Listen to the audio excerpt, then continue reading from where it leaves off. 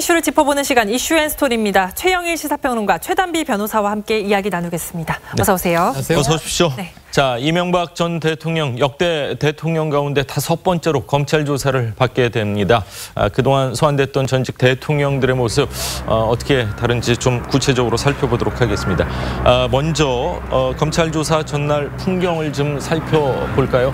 이명박 전 대통령 집 앞은 조용한데 불과 1년 전 박근혜 전 대통령 때와는 전혀 다른 모습입니다. 경찰과 언론, 기자들만 보이는 것 같습니다. 네, 맞습니다. 사실은 지난해 3월이었죠. 박근혜 전 대통령이 검찰 소환 조사를 앞둔 하루 전날을 대부분의 시청자분들께서 기억을 하실 거예요.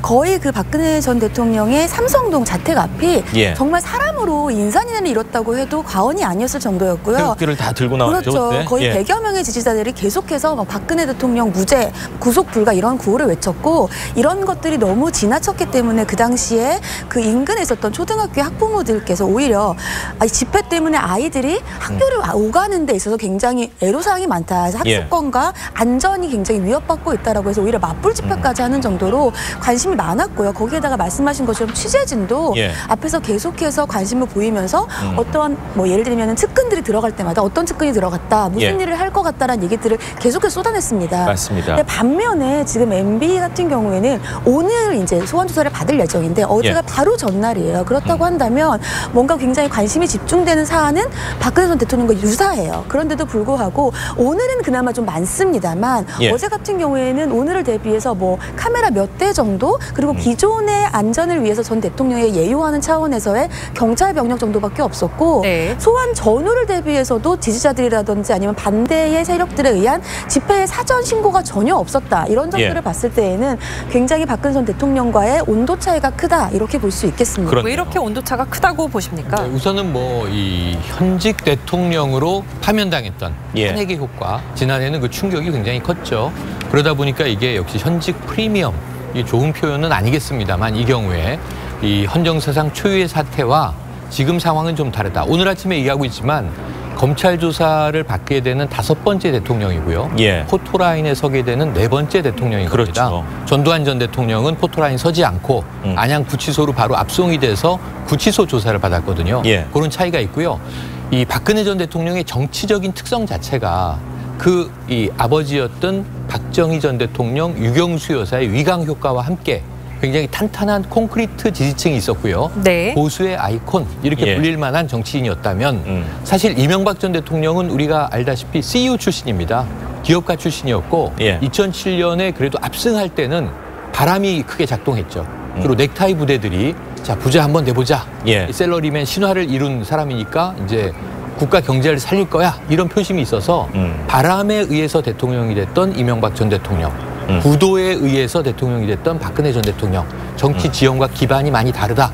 지난밤 사이 좀 쓸쓸해 보이는 게요. 오늘 아침 조간신문 보니까 지지자 1명이 배회하다 돌아갔다. 지금 보니까 피켓팅 하는 분이 한 분 이제 카메라에 걸리는데, 정말 이 지지층 자체는 눈 씻고 찾아보기 어렵다는 점에서 아침에 아마 검찰 출두하는 이명박 전 대통령은 그 과거에 화려했던 현역 시절을 생각하면 좀 씁쓸할 것 같습니다. 그렇군요. 자, 이제 정확히 1시간 후면은 이명박 전 대통령께서 검찰 중앙지검 포토라인에 딱 서게 됩니다. 자, 검찰 조사를 앞둔 이 전직 대통령, 어떻게 보면 대한민국의 아픔이자 비극일 수도 있습니다. 그동안 전직 대통령들 한마디씩 다 하고 들어가셨는데 기억에 남는 분들 많이 계시네요. 좀 전에 말씀 주신 것처럼 전두환 전 대통령은 포토라인에 쓰지 않았고 검찰 조사를 거부한다고 했고, 노태우 전 대통령 같은 경우는 처벌을 달게 받을 각오다, 이런 얘기를 했는데 어떤 처벌도 받겠다. 그 영상 한번 직접 보시겠습니다. 진상규명을 위한 것이라기보다는 다분히 현 정국의 정치적 필요에 따른 것이라고 보아 저는 검찰의 소환 요구 및 여타의 어떠한 조치에도 협조하지 않을 생각입니다. 국민 여러분들에게 정말 송구합니다. 이 사건에 대해서 내 혼자서 모든 책임을 안고 어떤 처벌도 달게 받을 각오입니다. 나로 인해서 많은 네, 오늘 이명박 전 대통령도 이 대국민 메시지를 준비한 것으로 알려졌습니다. 이 측근인 김효재 전 정무수석의 말 들어보시겠습니다. 메시지라기보다는 국민들께 한 말씀 하고 들어가실 겁니다. 아직도 여전히 혐의는 전면 부인하시고 있는 상황입니다. 그런 것으로 알고 있습니다. 검찰 수사에 대해서 정치 보복이라고 말씀하셨는데 그 생각 지금도 변화 없으신지? 변함없습니다. 예, 그러니까 지금 나오는 것처럼 김효재 전 정무수석은 정치 보복 입장을 그대로 유지할 거라고 하는데 사실은 요새 시중에 그런 얘기들을 많이 합니다. 워낙 뇌물 관련된 이런저런 혐의가 많이 들어간다면서 정치 보복이라는 프레임이 많이 묽어졌다. 마치 적폐청산이라는 여권의 프레임이 미투 연이어지는 미투 파문 때문에 흐려진 것처럼 정치 보복이라는 프레임도 많이 묽어졌다라고 얘기하는데 아마 오늘 얘기하는 게 국민들한테 얼마나 설득력을 갖게 될지는 조금 지켜봐야 될 것 같고요. 지금 뭐 우리 자막에 나오는 것처럼 그 이명박 전 대통령의 측근들이 이제 속속 그 자택으로 도착을 하고 있고 아마 이제 마지막 검찰 출두하기 전에 이명박 전 대통령과 면담을 하지 않을까 그런 생각이 듭니다. 비교적 가장 최근에 검찰 조사를 받았던 박근혜 전 대통령의 모습은 어땠는지 그 영상도 저희가 잠시 준비했습니다. 보시죠. 국민 여러분께 송구스럽게 생각합니다. 성실하게 조사에 임하겠습니다. 자, 박 전 대통령의 모습까지 저희가 봤습니다. 불과 1년 전입니다. 그 1년 동안 정말 많은 일들이 일어난 것 같은데 자, 이명박 전 대통령 포토라인에서 과연 어떤 모습으로 어떤 이야기를 할 것으로 아까 말씀하신 대로 정치 보복이다라고 얘기하면 역풍을 더 받을 가능성이 커요. 근데 지금 현재로서는 그 이야기 말고는 별로 할 게 없을 것 같기도 한데요. 톤다운을 할 것 같은데 박근혜 전 대통령 지난해 모습이 가장 드라이한, 가장 건조한 그냥 모범 답안에 가까운 두 줄입니다. 국민께 송구하다. 이유야 어찌 됐든 간에. 그리고 조사에 성실히 임하겠다. 다 보통 이 얘기들을 많이 합니다. 그런데 이것을 좀 넘어선 대국민 메시지가 있을 것이다라고 측근이 이야기했기 때문에 뭐냐? 그럼 저는 이렇게 한번 추측을 해봅니다. 그 중간지대에 어떤 얘기가 있냐면 이 모든 일이 벌어진 것에 대해서는 내가 무한 책임을 느낀다.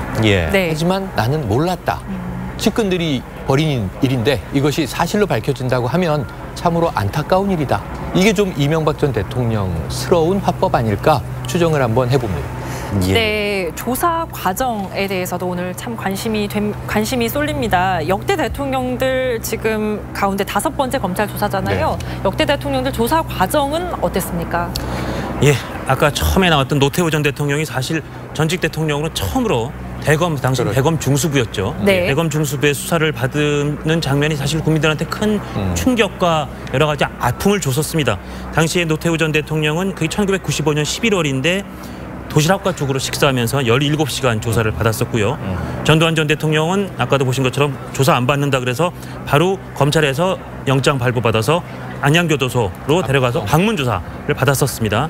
노무현 전 대통령은 당시 그 우병우 대검 중수과장에게 조사를 받았고 우병우 중수과장이 당시에 조금 예의를 지키지 않았다 이런 비난도 받았었는데 13시간가량 조사받았고 아마 그때 노무현 전 대통령이 면목 없다 뭐 이런 얘기를 했던 기억들이 나실 겁니다. 국밥으로 식사를 하셨었고 박근혜 전 대통령 아까 우리가 1001호 얘기를 잠깐 했는데 그전까지 전직 대통령들은 다 대검 중수부에 갔고 대검 중수부에는 이렇게 전직 대통령도 조사할 만한 큰 방이 있었습니다. 중수부가 없어지면서 서울중앙지검 특수부 10층에 이제 1001호를 만들어서 박근혜 전 대통령 그리고 이제 오늘 이명박 전 대통령도 저 방에서 조사를 하게 됐습니다.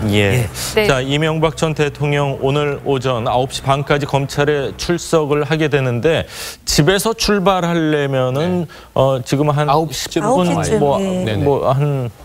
지금이 35분이니까 한 10분 정도밖에 검찰 청사까지 안 걸리기 때문에 조만간 이제 준비를 하고 출발을 해야 될 것 같습니다. 출석까지 정말 얼마 남지 않았습니다. 조금 뒤 이 전 대통령 서울 논현동 자택에서 검찰로 출발할 예정인데요. 현장 연결해 보겠습니다. 조석현 기자, 지금 자택 앞은 어떤 분위기입니까?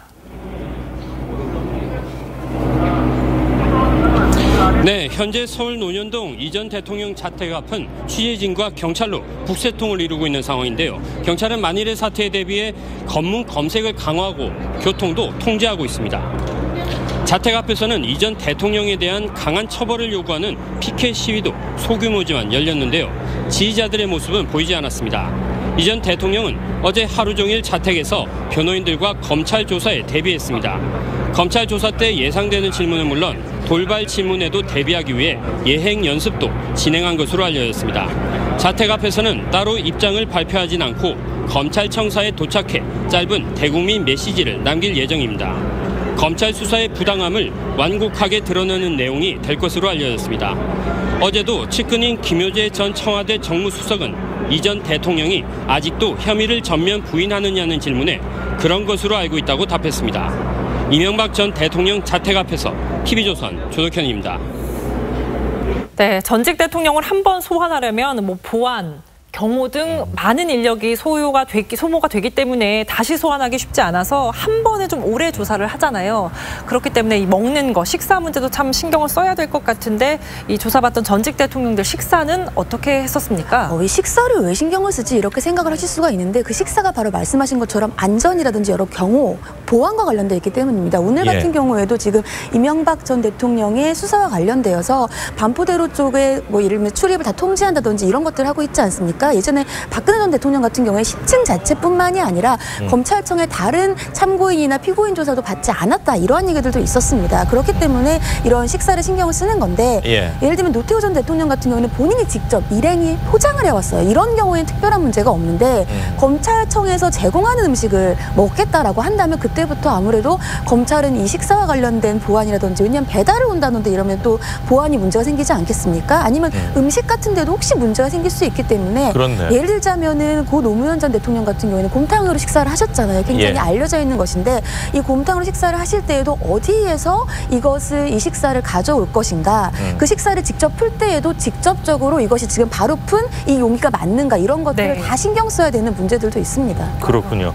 자, 검찰 조사를 받았던 전직 대통령 이 뭐 기록이라는 표현을 하긴 참 그렇습니다만 여러 가지 갖가지 뭐 기록들이 또 남아 있는 것 같아요. 맞습니다. 아까 장 부장님 뭐 이 조사 시간을 정리해 주셨는데 지금까지 역대 최장 조사는 바로 지난해 박근혜 전 대통령이에요. 20시간이 넘었죠. 21시간을 넘겼습니다. 또 이제 여성 대통령이었기 때문에 이 1001호에서 조사를 받지만 1002호는 휴게실로 또 꾸며서 쓰기도 했었습니다. 잠깐 쉬어야 할 시간도 필요하고 식사 시간도 필요하고 이 변호인들이 이제 도시락을 또 사오기도 했었죠. 근데 이번엔 혐의의 이 가지수와 내용이 비슷해요. 한 20가지 혐의를 받고 있어요. 그러다 보니까 오늘 이명박 전 대통령도 원샷 조사로 끝낸다면 검찰은 쉽게 이제 마무리 짓지 않을 거고요. 한 20시간은 넘겨서 내일 한 아침까지 시간이 갈 가능성도 높다 이렇게 관측이 됩니다. 네, 지금 저희가 참 안타까운 소식들을 1년 안에 2번이나 좀 전해드리고 있는 상황인데 그렇네요. 퇴임을 하건 아니면은 우리는 사실 파면당한 대통령도 맞이했지만 역대 대통령들이 참 검찰 조사를 받는 상황이 잇따라 벌어지고 있습니다. 왜 이렇게 이런 일들이 반복된다고 생각을 하십니까? 그러니까 사실은 우리 사회가 그만큼 비리와 비위에 취약하다. 그리고 제왕적 대통령제 개헌 이야기가 지금 진행 중입니다만 권력 분산도 중요하지만 그만큼 권력의 정점에 오른 사람과 그 한 사람만 깨끗해서 될 문제가 아니거든요. 주변 참모와 모든 사람들이 조직적으로 깨끗해야 됩니다. 지금까지 조직적으로 어두운 모습을 너무 많이 봤는데 어떻게 하면 우리가 시스템 자체가 투명해질 수 있는지에 달림길에 있고요. 정말 오늘 아침에 이 모습이 역대 대통령의 검찰 출두에 관한 한 마지막 모습이기를 이 아침에 좀 기원을 한 바입니다. 모든 국민들께서 이제 검찰 출석하는 정말 마지막 대통령이길 진심으로 바랄 거고요. 대통령 조사 시점 하나만 간단히 정확히 하겠습니다. 그 박근혜 전 대통령 1년 전에 조사받았을 때는 정확히는 탄핵 결정이 나고 한 열흘이 지난 후니까 이제 현직 대통령에서 막 물러난 직후에 그다음에 조사를 받았기 때문에 다른 대통령들은 이제 물러나고 한참 기간이 있다가 조사를 받았었고 그 시점은 정확히 이제 시청자 여러분께 말씀을 드리겠습니다. 그렇군요. 뭐 초심 이야기를 많이 합니다. 이 권력은 국민으로부터 나오는데 권력은 대통령이 되면은 나한테서 나온다 이런 생각들을 혹시 하신 거 아닌가. 그로 인해서 국민들이 또 많은 실망을 하지 않았나 그런 생각이 듭니다. 진심으로 검찰 포토라인에서는 마지막 대통령이 되시기를 기대하겠습니다. 자, 오늘 두 분 말씀 잘 들었습니다. 감사합니다. 고맙습니다.